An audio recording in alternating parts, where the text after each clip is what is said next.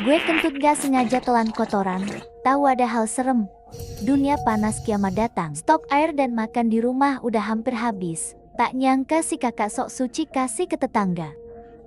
Lebih parahnya, dia malah bawa pacarnya sekeluarga tinggal di sini. Pas stok rumah makin habis, kakak malah lempar gue ke cowok mesum. Buat tuker supply biar pacarnya aman. Tapi dia gak tahu sama sekali, gue udah tahu semua rencananya. Gue pukul pakai tongkat kejut sampai pingsan, lalu lempar dia keranjang. Abis itu gue cabut ke villa 20 derajat stabil, nyantai AC makan es krim. Gue bisa tahu semua itu karena gue bukan adiknya.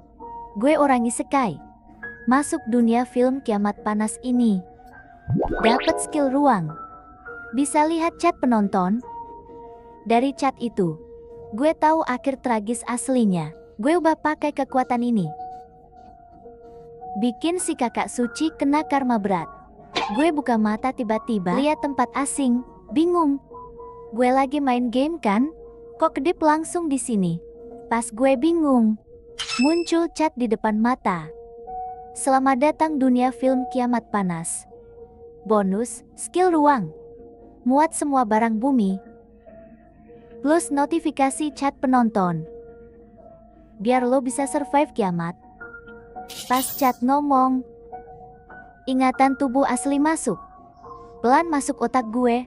Kakak asli dia super sok suci. Orang tua mati ketabrak lampu merah. Dia malah gak sedih sama sekali. Malah ketawa tarik rambut adik. Suruh sujud minta maaf ke pelaku. Dia bilang, maaf ya. Orang tua gue gak sempat ngelak, jadi nabrak mobil mahal kalian. Anggap aja mereka udah mati. Semoga kalian maafin kami berdua. Yang bikin emosi tuh abis orang tua meninggal. Kerabat mau rawat kami berdua. Tapi kakak sok suci nolak. Malah bawa gue ke panti. Gue dibully anak lain. Gue nangis ngadu, dia malah bilang gue lebay. Malah maksa gue minta maaf. Habis baca ingatan itu, gue makin panas. Kakak sok suci itu, gue bakal balas dia parah. Abis maki dia, gue langsung tenang lagi. Prioritas bukan balas dendam dulu, tapi survive kiamat panas 80 derajat. Langkah pertama, stok barang. Tapi masalahnya, gue cuma lulusan SMA baru. Gak punya duit buat stok. Tiba-tiba, gue kepikiran paman. Dulu dia urus pemakaman orang tua. Si kakak sok suci demi baik hati malah kasih rumah ke mereka. Tapi untung belum balik nama. Sertifikat masih nama orang tua. Sekarang gue udah dewasa, harusnya gue yang waris. Pas masuk rumah, angin AC bikin gue lega banget. Yang buka pintu paman, dia senyum ramah. Kamu ngapain? Gue bilang ada urusan. Gue mau ambil rumah ini. Kamu bercanda? Ini rumah orang tua gue. Sertifikat juga nama mereka. Harusnya jadi warisan gue. Kalian numpang lama. Gue gak tagih sewa. Tapi 3 hari keluar. Beresin barang. Rumah ini dulu kakakmu yang kasih ke kami. Kami udah tinggal belasan tahun. Kenapa harus keluar kalau gak mau pindah? Gue lapor polisi. Bilang kalian masuk rumah ilegal. Kalau paman masuk penjara, masa depan adik juga hancur. Muka gue kelihatan jahat banget. Sepupu juga takut. Dia gemetar bilang, ayah, punya ayah masuk penjara. Gue mau ngadep temen gimana? Nggak pindah juga boleh, kalian bisa beli rumah ini. Harga pasar, sekitar 2 juta, 2 juta, mau rampok. Tenang tante, anggap keluarga.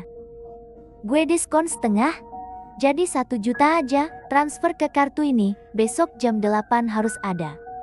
Atau gue ke polisi.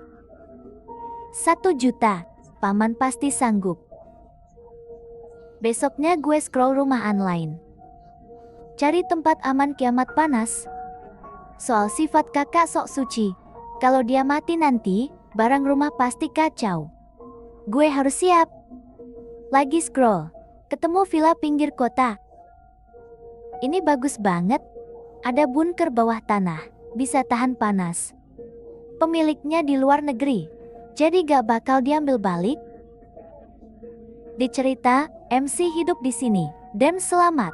Chat penonton juga puji villa ini. Gue langsung sewa.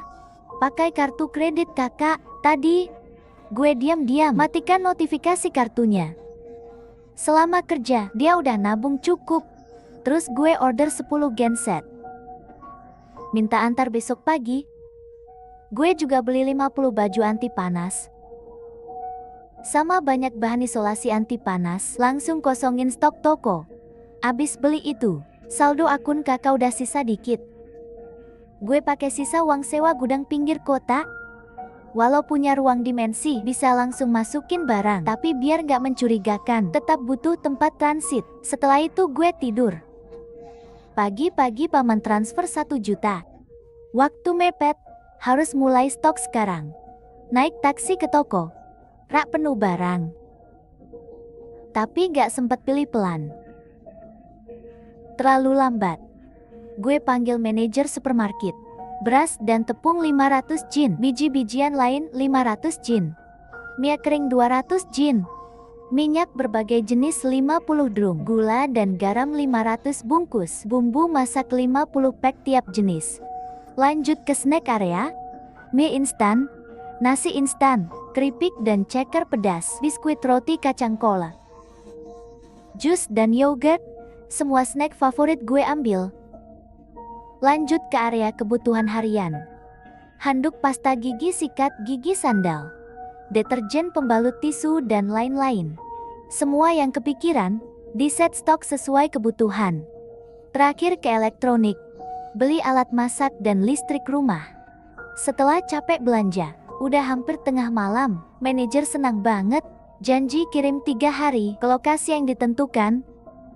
Gue lihat saldo, udah hampir setengah hilang. Belanja itu enak, tapi capek juga, istirahat semalam. Besok pagi, gue ke pasar terbesar kota.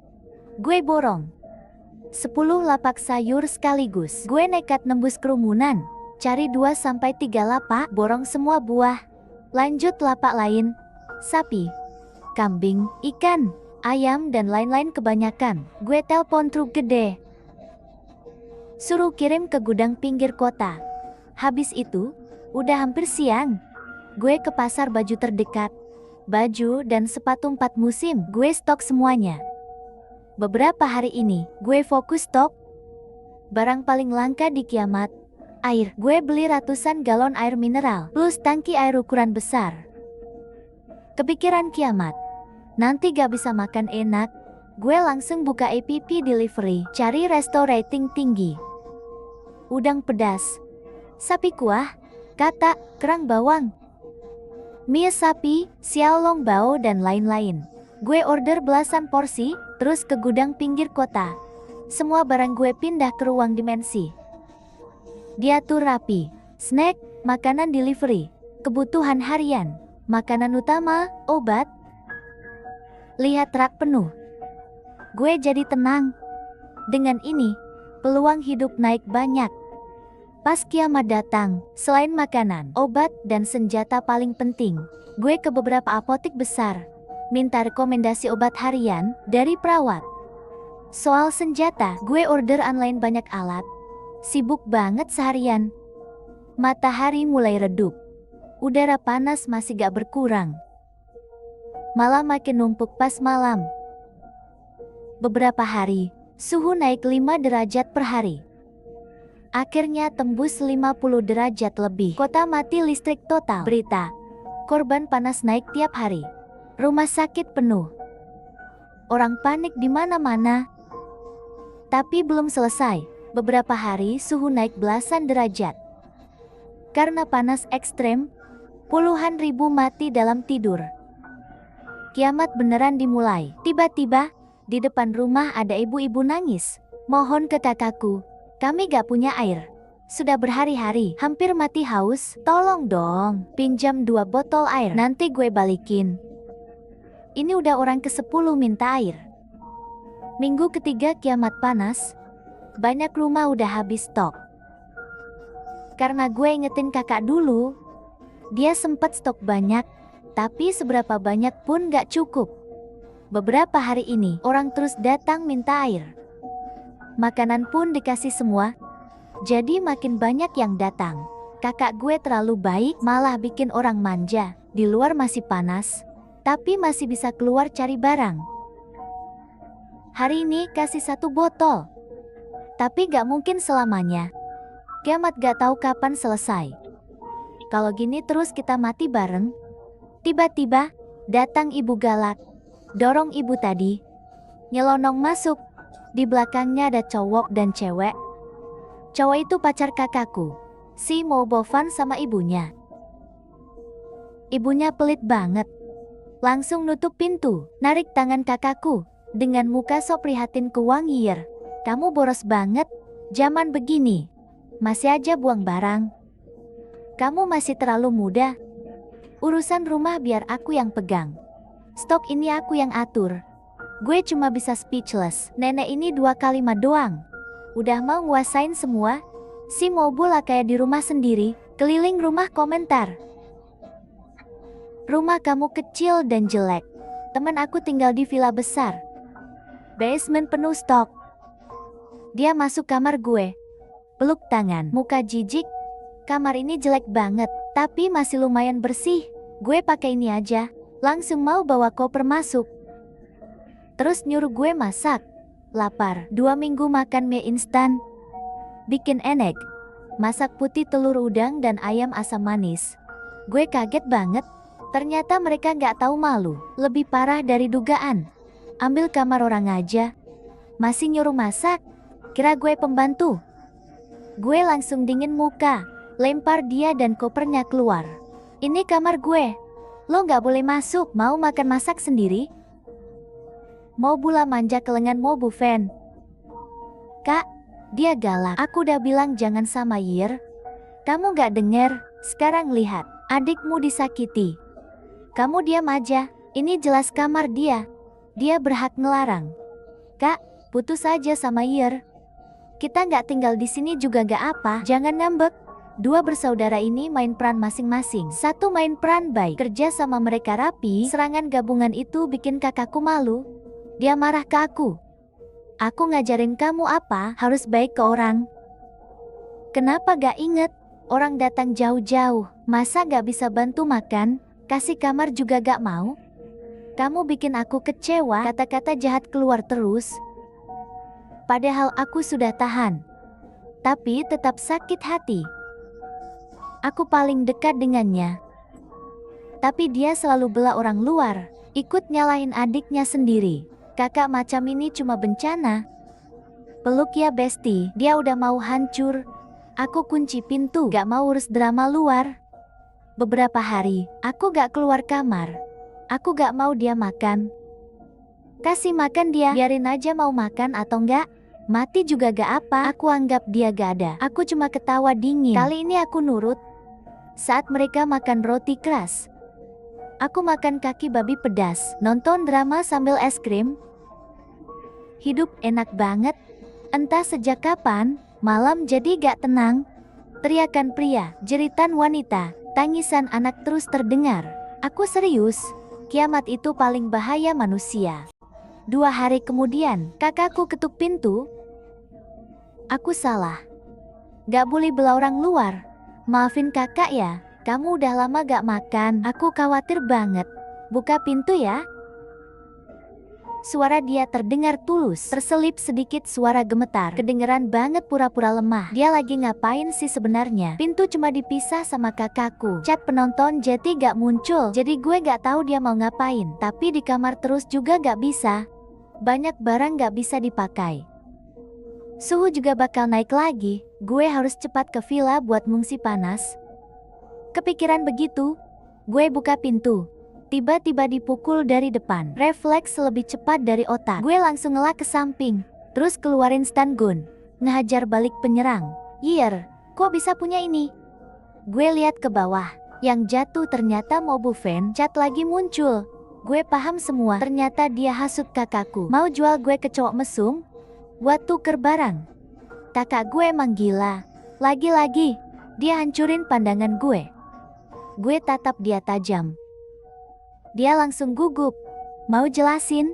Tapi gak bisa ngomong, gak bisa ngomong ya. Ya udah nyusul pacarmu aja. Gue langsung strum kakak gue. Lempar mereka berdua ke kasur. Ambil HP kakakku, gue chat cowok mesumnya. Datang sekarang. Ada kejutan. Dia kirim emoji menjijikan. Bikin gue mual. Kata chat. Dia gak pilih gender. Kali ini kakak dan Mobu fan apes. Habis itu gue pergi. Langsung ke villa. Sampai sana langsung nyalain AC. Angin dingin langsung kerasa. Badan langsung lega. Sebulan makan kering, lidah gue udah hambar banget. Sekarang lepas dari kakak sok suci itu, gue gak mau nyiksa diri lagi di kamar AC yang super dingin. Gue ambil bumbu hotpot dari Space. Masak hotpot enak banget. Sayur fresh, daging lengkap. Nikmat banget gak ketulungan habis makan minum bubble tea dari Space. Sambil nonton drama. Di Space stok makanan banyak banget. Kalau mau masak ya masak. Kalau gak ya makan pesanan lama. Di Space gak ada waktu, keluar masih hangat semua. Hidup gue enak banget. Ini bukan kiamat panas. Ini surga gue. Tapi gak lama. Suhu luar makin naik. Tanaman kering semua, aspal jalan meleleh. Matahari panas banget. Kayak api nyala di bumi. Di dalam rumah, AC juga mulai gak kuat. Harus suhu sangat rendah baru kerasa dingin sedikit. Kayaknya villa gak bisa dipakai. Gue pindah ke bawah, kebun ke bawah tanah. Beneran aman banget. Begitu masuk langsung adem. Meski gak sedingin AC, tapi jauh lebih baik dari luar yang panas. Jadi gue tinggal di sini. Hidup santai di bunker. Handphone gak ada sinyal, gak tahu kabar luar. Makan tidur terus. Beberapa hari jadi gemuk. Awalnya kira damai terus, tapi suatu pagi ada suara ganggu tidur. Gue langsung ambil senjata dari Space. Jantung langsung ngebut. Gue siaga penuh. Langsung pegang senjata erat. Detak jantung makin kencang. Hidup santai beberapa hari bikin gue lengah. Hampir lupa kalau ini bukan lagi dunia aman yang teratur kayak dulu. Langkah kaki makin dekat. Udah kedengeran suara orang ngobrol. Suara beberapa pria. Gue genggam senjata, tangan sampai berkeringat. Bunker kebuka terlalu cepat. Gue gak sempat bereaksi. Barang yang gak normal. Langsung gue masukin ke Space. Bos, dia ada di sini. Pria besar masuk. Dia langsung narik gue keluar. Leher gue dicengkeram. Tenaganya besar banget. Gue gak sempat pakai senjata. Adik, lama gak ketemu jadi gemuk ya? Suara familiar muncul. Gue lihat ke atas, hampir gak kenal orangnya. Kulit kakakku menggelap. Banyak bekas luka di badan. Kurus tinggal kulit dan tulang. Dia nempel ke lengan pria hitam besar. Manja banget nempel di dia. Chat penonton muncul lagi. Baru gue ngerti semuanya. Ternyata waktu itu si cowok mesum itu main dua arah sekaligus dan paling puas sama Mobu fan. Mobu fan langsung ikut dia. Dapat naik kelas. Langsung ninggalin kakakku. Bahkan ibu dan adiknya juga hidup bareng cowok itu tanpa malu sama sekali. Kakakku nyalahin gue karena dia kehilangan kehormatan dan juga pacarnya. Dia benci gue karena kelaparan parah. Dia sampai makan daging sendiri baru bisa bertahan hidup. Tapi itu gak lama. Dia ketemu para pria ini. Mereka kelompok brutal. Merampok dan membunuh demi hidup. Jadi geng kriminal besar. Pemimpin mereka si pria besar hitam Chen Wei. Kakakku ikut sama mereka buat tetap hidup. Lalu ketemu pamanku. Kakakku tahu aku pernah dapat 1 juta. Dari info pembayaran di HP, dia simpulkan aku. Diam-diam stok banyak barang. Dia kasih info itu ke Chen Wei. Mereka lacak villa ini. Gue tatap kakakku tajam. Chen Wei perintah. 5-6 orang lain mulai menggeledah villa. Sebentar saja, mereka bawa banyak barang yang belum sempat gue masukin space. Bos, dia nyimpen banyak barang. Kita selamat kali ini. Dia juga punya banyak genset. Bisa nyalain AC. Seorang pria nyalain AC. Udara dingin langsung memenuhi ruangan. Mereka langsung rebahan santai. Di sofa. Kakakku muka gelap, tatap gue tajam. Adik baik, kamu enak banget di sini. Aku yang sengsara di luar. Aku kecewa banget. Gue cuma dengus. Emang pantas. Harusnya HP kamu gue hancurin. Biar gak ketemu sini. Bos, dia gimana? Chen Wei liatin gue. Bunuh aja. Jantung gue drop. Detak makin cepat. Panik di kepala. Gue mikir cara keluar. Mereka kuat dan berotot. Kayaknya jago bela diri. Kalau adu fisik gue kalah. Harus pakai otak. Pas pria itu keluarin pisau. Gue teriak. Gue gak cuma punya ini. Masih ada barang di tempat lain. Chen Wei langsung tertarik. Bangun, gak bisa sembunyi di sampingku. Matanya kilat emas tipis. Di mana? Tempat ini cuma aku tahu. Aku bisa bawa kalian. Daripada bunuh aku, gak untung. Mending ambil barang dulu baru sikat. Dia lihat aku dengan minat. Matanya sama rada niat bunuh. Aku gak bakal selamat. Stop trik kamu. Bang, aku cuma cewek lemah. Kau bunuh aku gampang banget. Ngapain aku tipu?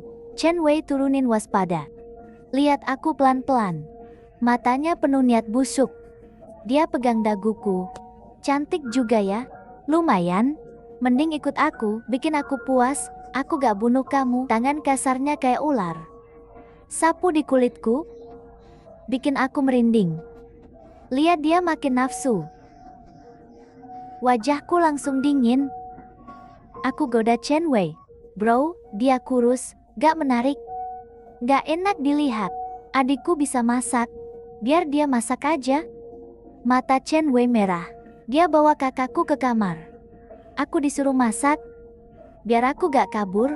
Dia suruh beberapa orang jagain aku. Dapur gak ada AC.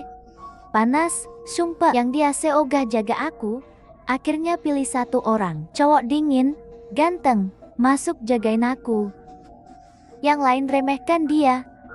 Suka nyuruh-nyuruh. Dan dia satu-satunya gak punya niat jahat ke aku. Aku panggil tepat, Lu Chen. Dia kaget. Lihat aku waspada. Gimana lu tahu nama gue? Ya jelas, gue pakai cheat bullet chat itu. Ternyata Lu Chen emang MC film ini dan nanti pendiri dan penguasa Besutara. Tapi awal kiamat panas dia hidup susah. Dia polisi, skill tarung kuat. Orang organisasi ngincer dia, adik dia diculik. Buat ancam dia kerja. Lu Chen terus mau nyelamatin adiknya, tapi dia gak tahu Lu Xing ditahan di mana. Jadi gagal terus. Tapi dengan cheat chat ini, gue tahu lokasi Lu Xing. Gue senyum tipis, gak usah peduli gue kenal lu dari mana. Lu mau nyelamatin adik lu kan? Kena titik paling sensitifnya. Lu Chen langsung daun nunduk, tapi gue gak tahu dia dikurung di mana. Gue tahu. Dengar itu Lu Chen langsung melek. Dia natap gue tajam. Agak panik. Gimana lu tahu dia di mana sekarang? Jangan tanya. Asal lu bantu gue kabur, gue bawa lu selamatin dia. Meski beberapa hari ini suhu turun, tapi belum selesai. Nanti panas naik lagi. Semua orang di sini bakal mati kepanasan. Gue harus pindah sebelum gelombang panas berikutnya ke utara jauh. Tapi gue gak bisa nyetir, transport umum juga mati total. Jalan kaki aja gak bakal nyampe. Jadi gue harus kerja sama, dan Lu Chen partner paling pas. Dia kuat dan bisa dipercaya. Bahkan nanti jadi pendiri Besutara, ikut dia aman. Lu Chen gak langsung jawab, gue juga. Orang asing ngomong gitu jelas susah percaya. Tapi gue santai. Lu Chen, cinta lu ke adik lu. Meski cuma ada harapan kecil, dia pasti bakal coba. Pas gue lagi masak malam, Lu Chen akhirnya mikir, gue setuju, tapi mereka banyak banget. Gue sendiri gak bisa lawan semuanya. Jadi harus cari cara ngerjain mereka. Tenang aja, gue udah punya cara. Gue bawa piring demi piring daging bakar. Aroma kuat banget, langsung narik semua orang keluar. Apa itu? Kok wangi banget? Udah lama gak cium aroma skenceng ini. Udah lama juga gak makan enak. Cewek ini jago juga. Gue keluarin beberapa botol alkohol. Bro, malam ini makan dan minum puas. Party abis. Semua orang minum dan makan. Gue malah dikurung di kamar. Chen Wei nyuruh Lu Chen jagain gue. Ini rencana lu. Ngebikin mereka mabuk. Cuma segitu doang gak bakal cukup. Bukan itu tujuan gue. Nanti lihat aja. Cepet keluarin gue. Di belakang bunker ada pintu belakang. Kita kabur dari situ pelan. Mereka lagi seneng makan. Gak nge kita sama sekali. Jadi gue sama Lu Chen nyelinap ke bunker. Di situ Lu Chen nanya lagi, rencana lu apa? Lu denger lolongan serigala gak? Enggak. Tapi gue lihat jejak serigala tadi. Dia sadar sesuatu. Lu Chen langsung, oh gitu, pantes lu bikin daging super wangi. Lu mau narik kawanan serigala? Iya, kita pergi. Tempat ini gak aman. Lu Chen langsung ikut. Jalan jauh, gue sama Lu Chen naik ke dataran tinggi. Dari sini kelihatan semua villa. Gue ngeliat ke atas, entah sejak kapan, sekitar villa muncul mata hijau.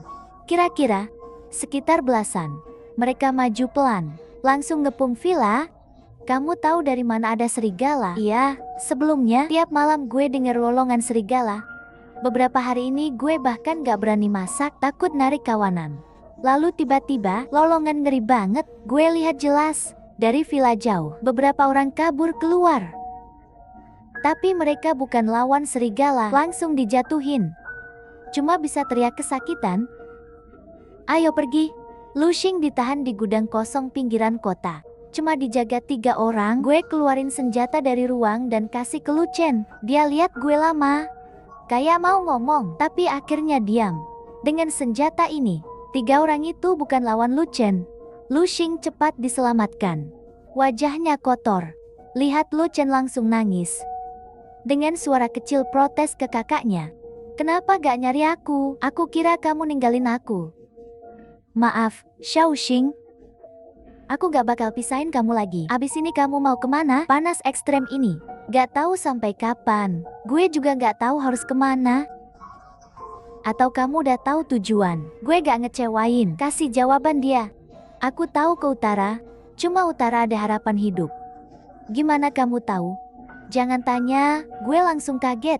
Gue langsung ketawa. Lu Chen juga ikut ketawa. Tawanya kelihatan bagus. Wajah dingin kayak es. Perlahan mencair. Mau ikut gue nggak? Suatu kehormatan.